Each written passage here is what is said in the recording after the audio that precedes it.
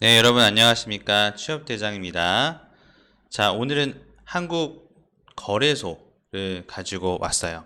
최근에 신보, 기보 이렇게 저희가 작성하면서 이제 끝나나 싶었는데 한국 거래소, 고마운 거죠. 계속해서 우리가 지원할 수 있는 곳들이 나오고 있다는 것은 굉장히 고맙고 감사한 일입니다. 자, 고맙고 감사한 마음으로 우리 열심히 한번 작성해 보시면 좋을 것 같아요.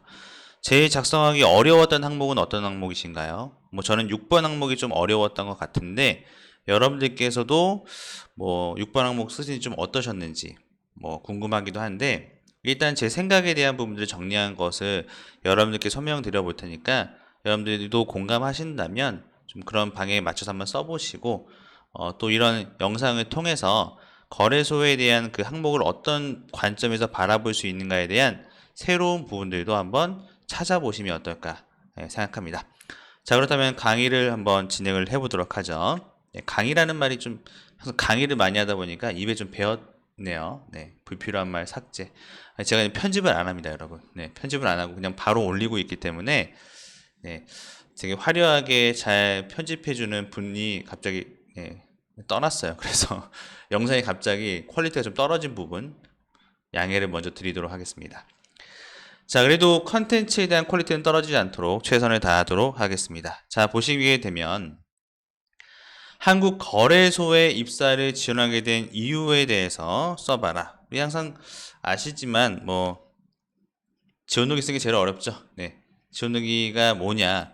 그냥 좋아서 쓰는 거고 나 저기 서울 얼마에 서울 본부 갔다 왔더니 엄청 좋던데요. 네, 마치 베트남의 그 어떤 호텔의 로비에 와 있는 듯한 느낌이 들기도 했었어요. 저는 개인적으로 좀 좋았습니다. 자, 그 다음에 입사를 하게 된다면 어떤 직원으로 성장하고 싶은지에 대해서 장단기로 구분해서 기술해 달라. 이거는 어떤 거예요? 항상 우리나라만은 뒤에 더 중요한 방점이 있죠. 어떤 직원으로 성장하고 싶은가에 대해서 장단기로 작성해 달라고 하는 부분이 더 중요한 요소가 될 수 있습니다. 그러니까 내가 목표한 이 어떤 직원으로 성장하고 싶은 목표가 있기 때문에 한국 거래소에 지원하게 되었다라는 구조가 좀 더 올바른 방향이 될 수 있어요. 그런데 여기 또 우리가 좀 고려해 볼 것은 뭐냐면 어떤 직원이에요. 근데 내가 직원이라고 하면 아니 얘네들이 우리 한국 거래소가 일부러 인재상 만들었겠습니까? 이런 인재가 되었으면 좋겠다라고 해서 굉장히 여러 가지 가치 체계들에 기반해서 만든 게 인재상이잖아요. 회사의 어떤 전략적인 어떤 관점에서도 이런 인재들이 앞으로 필요하다고 만든 것이기 때문에 당연히 우리는 그런 직원이 되겠다고 얘기해야 되겠죠. 그런 직원이 되기 위해서 어떻게 해야 될지에 대한 내용을 설명해 주면 되는 것이라서 우리가 인재상에 대한 부분들을 잘 확인하는 게 중요하다. 1차적으로. 그래서 중요한 것은 여기서 요구되는 행동과 기대되는 결과에 대한 부분들. 즉, 요구되는 행동이 우리가 앞으로 하게 될 직원으로 성장하고 싶은 어떤 태도이고, 그 다음에 이것을 통해서 우리가 얻을 수 있는 결과에 대한 부분들이 장단기 일종의 어떤 목표가 될 수 있기 때문에 그런 식으로 여러분들이 이 행동 규범을 활용하시면 좋을 것 같아요. 저의 경우에는 이렇게 썼어요. 지원 동기와 어떤 직원으로 성장하고 싶은지를 좀 구분해서 이렇게 작성을 하긴 했는데, KRX에서 나는 어떠한 인재가 되고 싶다. 즉, 고도화된 전문성을 확보한 인재가 되고 싶다. 이게 이제 장단기 목표가 될 수 있겠죠. 나는 전문성을 가지고 있는 인재가 되고 싶다. 자본시장과 파생시장 부분에 있어서. 그래서 나는 이것을 위해서 어떻게 준비하고 노력해왔다라는 내용이 써주면 좋지만 밑에 그런 내용을 쓰는 부분이 있기 때문에 여기서는 쓰진 않고요. 왜 이러한 전문성을 갖추고 싶었는지에 대한 그런 이유나 이런 부분들이 밑에 작성이 되면 되겠습니다. 그리고 왜 그것을 KRX 한국거래소에서 하고 싶은지에 대한 그 KRX의 일종의 정체성 이런 부분 좀 써주면 좋겠죠. 나는 이런 고도화된 전문성을 KRX, 즉 이런 고도화된 전문성을 갖추고 있는 그 기업에 달성하고 싶었기 때문에 지원하게 되었다. 나는 이러한 KRX에서 한국거래소에서 전문성 확보와 그 다음에 이런 경쟁력을 확보하기 위해서 장기적으로는 상품 개발을 해보고 싶다. 상품 개발, 파생 상품 개발 같은 거 해보고 싶다. 그렇죠? 이런 게 나오기도 하고. 그래서 이를 위해서 단기적으로는 전문성을 확보하기 위해서 지금 어떤 노력을 하겠다. 뭐 여기서 말하는 뭐 리스크 관리라든지 아니면 뭐 파생 상품에 대한 뭐 상품 뭐 운영에 대한 부분이라든지 뭐 그런 것들에 대한 공부가 좀 필요하겠죠. 가상자산이라든지 이런 것들. 그 다음에 향후에는 이런 전반적인 지식을 바탕으로 파생 상품을 개발해 보는데 기여해 보고 싶다. 그래서 여기서 말하는 어떤 신뢰를 확보하고 싶다. 이렇게 나가는 거죠. 내가 장기적으로 노력해서 KRX가 중요하게 생각하는 이런 신뢰의 태도를 기르고 싶다. 그러니까 저는 여기서 전문성과 신뢰에 대한 부분들, 그 다음에 혁신에 대한 부분을 바탕으로 내용을 쓴 겁니다. 자, 여러분들께서도 한번 이 점을 참고해서 어떤 직원으로 성장하고 싶은지에 대한 내용을 써보시면 좋을 것 같아요. 자, 두 번째, 한국거래소 내 어느 본부에서 업무를 수행하고 싶은지 기술을 해라. 그리고 업무 수행을 위해서 자신이 어떠한 역량을 갖추고 있는지를 기술해라. 이것은 한국거래소는 여러분들이 이제 뭐 일반적인 공기업처럼 직무 기술서가 나오지 않잖아요. 그러니까 거래소 내에 있는 적혀 있는 업무 수행 내용들을 저희가 확인하고 그 수행 내용에 맞춰서 작성을 할 수밖에 없다라고 하는 거 알고 계실 거라고 생각합니다. 그래서 이런 어떤 조직도에 들어가셔가지고 조직도를 확인하시는 게 중요하고요. 일단은 자, 그 다음에 쭉 내려가서 보면은 여러 가지 조직도가 있고 나중에 사업 부분을 보시게 되면 세부적인 조직도도 나오기도 합니다. 그래서 큰 틀에서 한번 조직도를 보시고요. 만약 내가 파생상품 시장본부에서 일하고 싶다. 그럼 여기서 파생상품 시장본부에서 나는 뭐 배출권 시장팀에서 일하고 싶은지 아니면은 파생상품을 개발하는 상품 개발부에서 일하고 싶은지 이런 것들에 대한 것들 좀 더 딥하게 쓸 수도 있으세요. 그렇죠? 아니면 시장본부로만 하셔도 되고 파생상품이 중요하니까 난 이런 파생상품 부분에서 일하고 싶다라고 얘기할 수도 있는 것이고 세부적으로 내가 더 관심 있는 분야가 있다면 그러면 또 세부적으로 들어가도 된다 라고 하는 부분입니다. 알겠죠? 근데 이거는 지금 파생 상품 시장본부의 업무 내용이에요. 그래서 이거를 그냥 제가 그대로 복사해서 붙여넣기 한 건데 여기 보니까 위험관리 수단을 제공한다. 또 국제 경쟁력을 강화한다. 이런 내용들이 나와 있어요. 그러니까 파생 상품을 개발하는 과정에서 국제 경쟁력도 강화해야 되고 고객을 위한 거래 환경도 잘 조성해야 되고 변모하는 세계 금융 환경에 투자자들이 적극적으로 대응할 수 있도록 신상품을 지속적으로 개발해야 된다라고 이런 이야기들을 하고 있단 말이죠. 그렇죠? 여러 가지 어떤 시대가 변하고 산업이 변화되고 있으니까 파생 상품이 중요해지는 것은 당연한 부분이니까. 그럼 내가 여기에서 연관성을 찾는 거죠. 국제 경쟁력? 아, 그래 나는 언어 능력이 있어. 이것들도 일종의 이 업무를 수행할 수 있는 내가 준비한 노력이 될 수 있어요. 알겠죠? 그 다음에 나 스터디 했잖아. 파생 상품 스터디도 하고 리스크 관련된 스터디도 하고 스터디 하신 것들도 쓸 수 있습니다.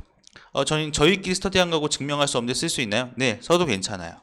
그 다음에 뭐 금융투자 교육 같은 데서 전 교육 많이 들으라고 하거든요. 금융 준비하시는 분들한테는. 그런 데서 선물 옵션 같은 것들도 들어봤다 라고 한다거나 또는 투자 해봤다, 모의 투자 해봤다, 다 가능한 내용입니다. 또는 리스크 관련돼서 공부를 하고 있다. 아니면 세계 경제 시장에 대해서 내가 변동성이나 유동성에 대한 부분들을 항상 체크하고 있고 위험 관리 부분에 대해서 내가 확인하고 있다. 약간 뭐 이런 것들도 다 가능한 부분이 되겠죠. 금이나 뭐 약간 원유나 이런 거에 대해서 다 공부하고 있다. 이런 것들도 다 가능한 부분입니다. 그래서 여러분들이 관심 있는 분야의 어떤 본부를 정하시고 그 본부에서 하신 업무, 지금 유가 증권 시장인지 뭐 코스닥 시장 본부인지 파생 상품 시장 본부인지 뭐 감시 쪽을 하고 싶은지 이런 것들 좀 정하신 다음에 작성을 해보셔도 좋을 것 같아요. 네.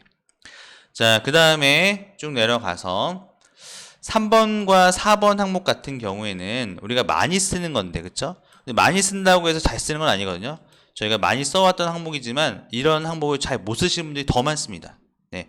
그래서 나중에는 제가 이런 기본적인 항목들에 대해서도 좀 강의를 촬영해서 여러분들이 좀 잘 쓸 수 있도록 할 예정인데, 자, 우선 보시게 되면 여기 이제 의견이 다른 사람들과 효과적으로 협력해서 뭐 했던 경험이니까 공동의 목표 달성이니까 당연히 목표 달성에 대한 결과물이 있어야 되겠죠. 결과물이 없으면 안 되고 효과적으로 협력했다라고 하는 것이 더 중요한 부분입니다.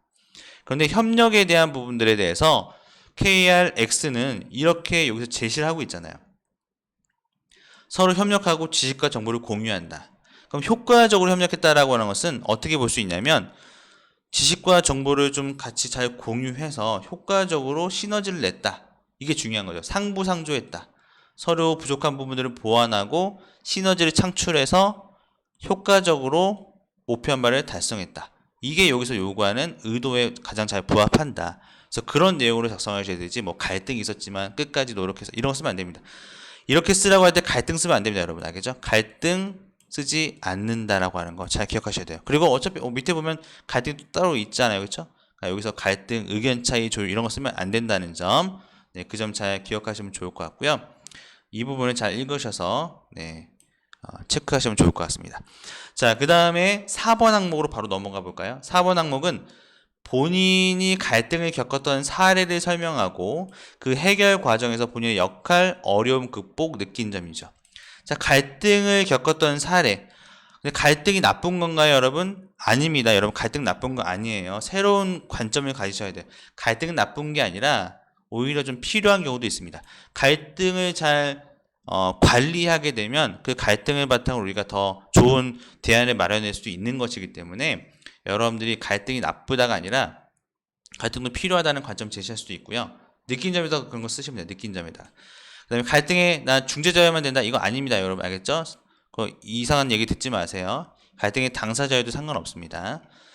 그래서 갈등 해결에서 어려움이라고 하는 것은 뭐 의견 차이가 좁혀지지 않았거나 그다음 자신의 성향만 너무 강조하거나 아예 뭐 규칙을 따르지 않았거나 뭐 그런 것들 상대방이 제시할 수 있는 내 설득적인 어떤 근거가 부족했다거나 이런 내용들을 가지고 여러분들이 갈등의 어려움을 제시하시면 되는데 제일 중요한 건 뭐냐면 갈등 또한 굉장히 중요하고 오히려 더 좋은 대안을 낼 수 있는 기회가 되었다 라고 하는 관점을 제시해 주시면 좋을 것 같아요. 자, 5번 항목 넘어가 보도록 하겠습니다.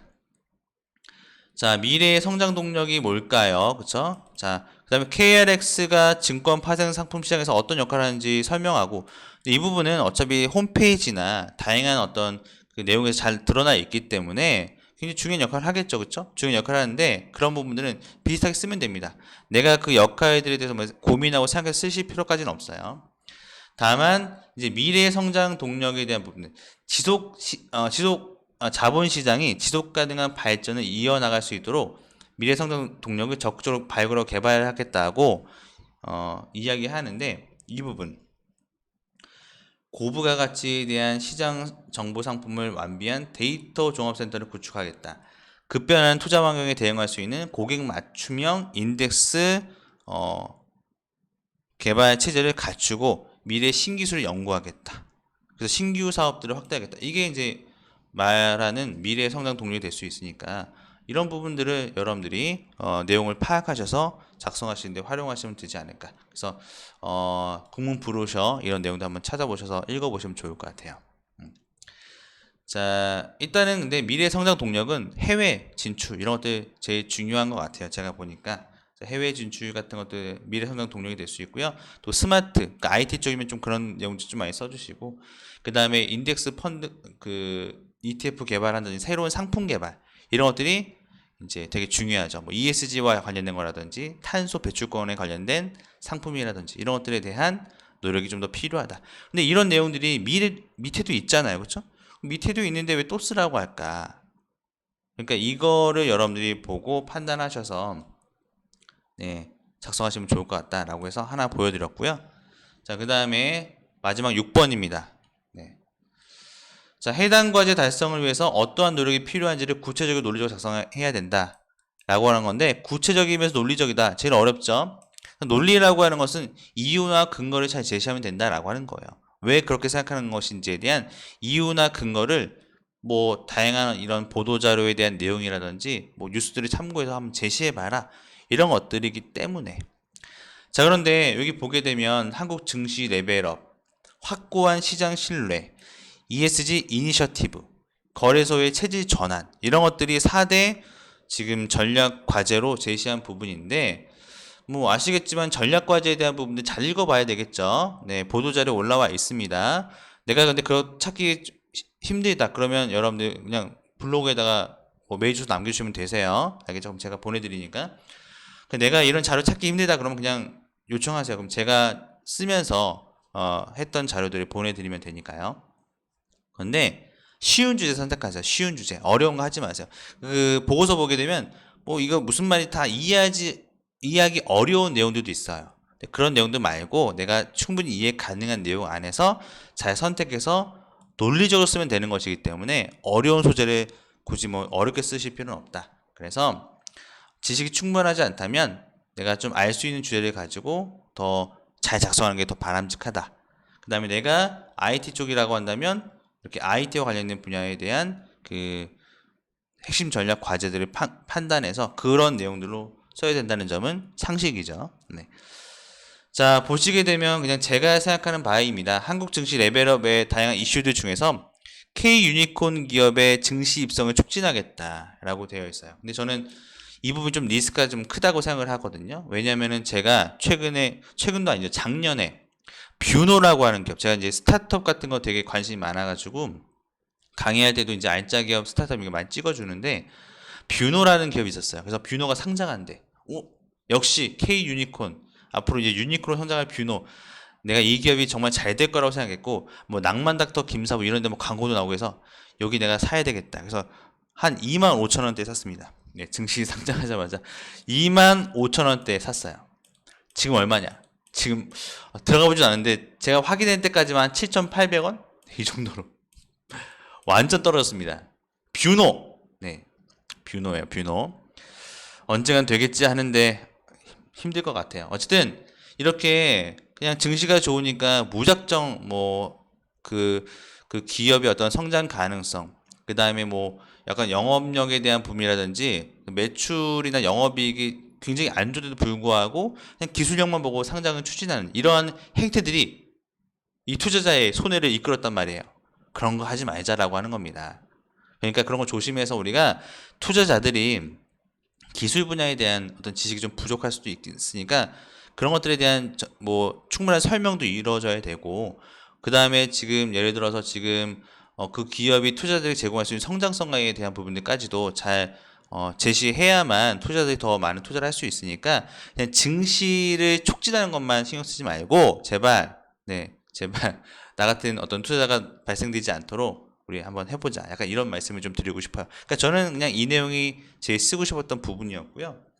그다음에 뭐 확고한 시장 신뢰에 대한 부분들은 불법 공매도 이런 것들, 항상 공매도가 주식시장에서 가장 이슈이기 때문에 이런 모니터링 강화에 대한 부분들을 그냥 말만 하지 말고 처벌 좀 강화해라 라고 하는 부분들에 대한 현실적인 방안들을 제시해 달라, 뭐 이런 내용도 쓸 수 있을 것 같고, ESG에 관련해서 이게 다양한 상품을 개발한다고 하는데 사회적 공헌, 뭐 책임, 윤리, 뭐 이런 것들이기도 한데 과연 그것이 투자자들이 투자할 만한 가치가 있는 것이냐에 대한 부분들도 제가 여러 뉴스를 참고해 보니까 그럴싸한 어떤 근거가 있더라고요. 그래서 그런 부분들, 그 다음에 거래소 체질 전환에 대한 부분들 같은 경우에도 가상자산에 대한 부분들도 이제는 법제화가 좀 필요하고, 그런 법제화에 대해서 제가 최근에도 게임 산업에 대한 것들을 강의했었는데 거기도 NFT, 뭐 P2E 이런 사업을 통해서 실제로 게임을 하면서 이제 코인 사업 이런 것들을 하려고 하는 것 같더라고요. 현금화하는. 근데 이런 것들이 너무 음지에 있다면 산업 발전에 저해가 될 수도 있고, 또 해외 사례 같은 것들을 보게 되면 이제 이런 것들에 대해서 좀 활성화하려고 하고 있기 때문에 우리도 빨리 좀 이런 가상자산 이런 것들에 대해서 좀 활성화시킬 수 있는 토대를 만들고, 또 단순히 이제 이런 가상자산에 대한 예를 들어서 투자로 인해서 되게 리스크가 크잖아요. 변동성이 되게 크고 그 리스크와 변동성을 고려하지 않고 투자했던 저 같은 사람, 그래서 막대한 손해를 봤던 저 같은 사람이 다시 발생하지 않도록 투자자들에게 충분하게 설명하고 납득시킬 수 있는 그런 환경을 조성해 주세요. 알겠죠? KLX가 좀 그렇게 해주셨으면 좋겠습니다. 어쨌든 하다 보니까 저의 이야기를 몇 번 좀 언급하게 되었는데 뭐 제가 관심 있는 부분, 제가 좀 그 주식이나 이런 것들에 대해서 하면서 느꼈던 부분들에 대한 생각을 정리하는 것처럼 여러분들께서도 그런 부분들에 대한 포인트를 잡아서 내용과 근거를 마련하여, 네, 좀만 서치해보면 다 나옵니다. 그것을 마련하여 여러분들의 논리를 한번 제시해 보시면 좋을 것 같습니다. 자, 이렇게 해서 네, 한국거래소에 대한 자기소개서 작성법을 완료하도록 하겠습니다. 취업대장 박영왕 블로그와 유튜브도 구독해 주시고요. 항상 좀 더 높은 수준의 정보를 좀 제공해 드릴 수 있도록 노력하겠습니다. 영상 뭐 질은 좀 별로더라도 이해해 주시기를 바라겠습니다. 감사합니다.